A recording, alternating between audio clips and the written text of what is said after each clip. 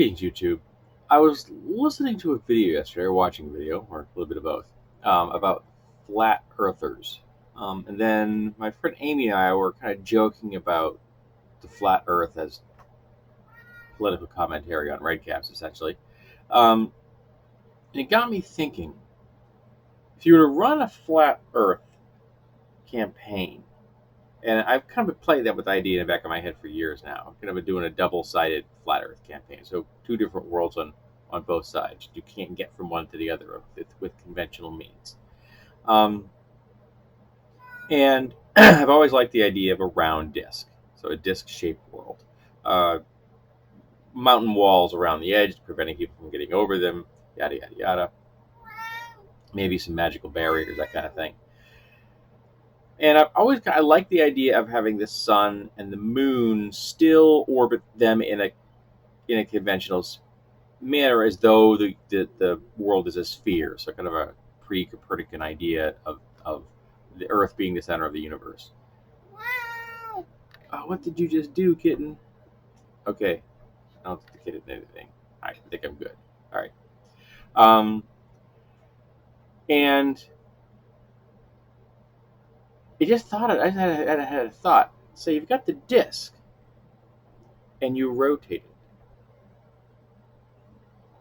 so that the disk, the sun, never rises in the same spot at each day, and it moves.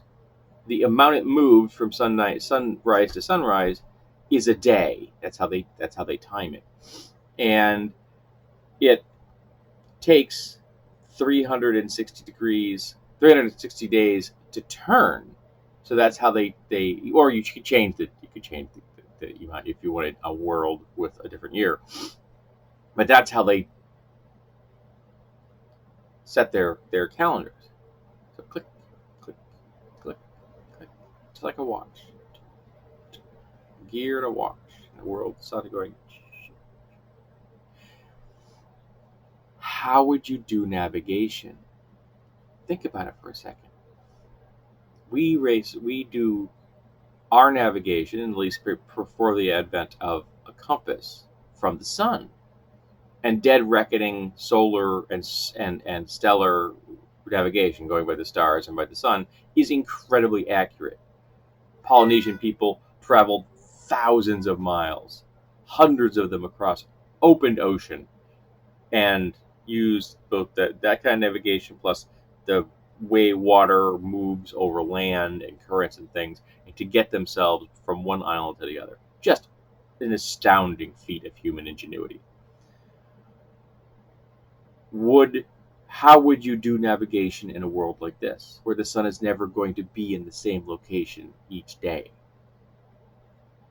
And how would you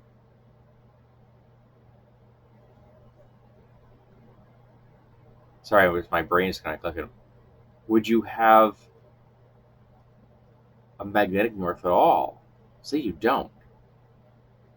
So there is no physical means of discerning the direction with an item. And it just doesn't make sense to you at all.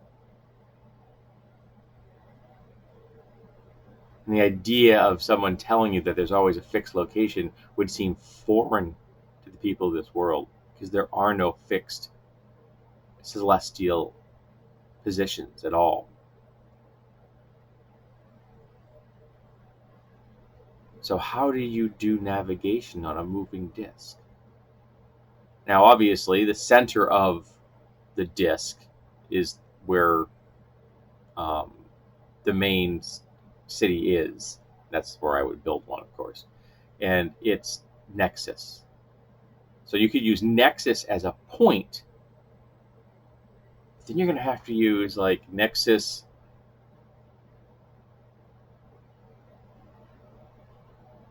port or starboard, or some kind of terms that says, okay, yeah, like within the direction or spinward or anti-spinward, because it is having a direct direction. So you're going to have anti-spinward or spinward. You're so far you're this distance from Nexus, and then you're this distance anti-spinward or spinward from that point to get to a location. But that varies depending on where you leave from. Wow, that could be a really complex process. I really like that idea. Now, I am not familiar with all worlds out there that have been proposed, either in fiction or in official gaming products, or in mental exercises such as this on gaming boards or things like that. And I'm not even all that familiar with Discworld, so I don't know how Discworld. I don't know the physical structure of Discworld. I know of Discworld. Um, in fact, humorously, my father read one of the Discworld novels and didn't know it was a Discworld fantasy novel. He said, "Yeah, I think your wife might like this." He handed it to me, and I'm like, "I think she might." Crack me up. Um, but I've never touched on this before. It just popped into my head like 5 minutes before I turned the camera on. So I really haven't pondered this a lot. And I just wanted to get this video down while it was fresh, because the ideas were kind of like pulling in my head. So yeah, definitely you could do it from the distance from Nexus to the wall. So you know that's a fixed difference, whatever that distance would be in the world. I haven't really had decided the size of the world. It could be 10,000 miles. It could be 100,000 miles, depending how big you want your disk. So that distance is a set known, and having an accurate means of measurement would be very important. Of course, each society could have different measurements. And some governments may have been able to, impose their measurement method enough so that becomes the nomenclature of the world. Um, because I'm sure that not every culture is going to have the same base. I've always kind of liked the idea of elves having a base 60, because there was a base 60, on Earth, or was it base 20? Regardless, but it wasn't base 10, and it wasn't base 12. That's why we have got 360. That's why we have 3. That's why we have 60 minutes in an hour. I believe is because of that particular culture. Um, so yeah, this is a great concept to play with. So let's play with it. I want to hear your ideas on navigating on a rotating disc. This is going to be fun, I think. It will at least fun for me. These are the kind of things that I find entertaining. And also, I know nothing about navigating on the ocean. So those who have experience with sailing may be able to give a little more deep thoughts on this than I know, because I really don't. I don't understand how navigation works. But again, that's also based on stars and a compass. If you don't have stars and a compass to go by, how do you do it? Okay, you're going to have to do something completely different. You're not going to be able to see Nexus or the wall from all locations in the world.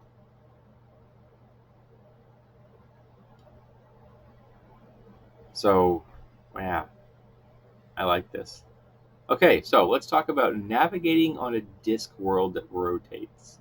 How would you do it? And have you ever used a flat Earth of some variety? No matter what shape it was. Maybe it was a cube. So you've got 6 flat planes. So let's talk about this. This could be fun.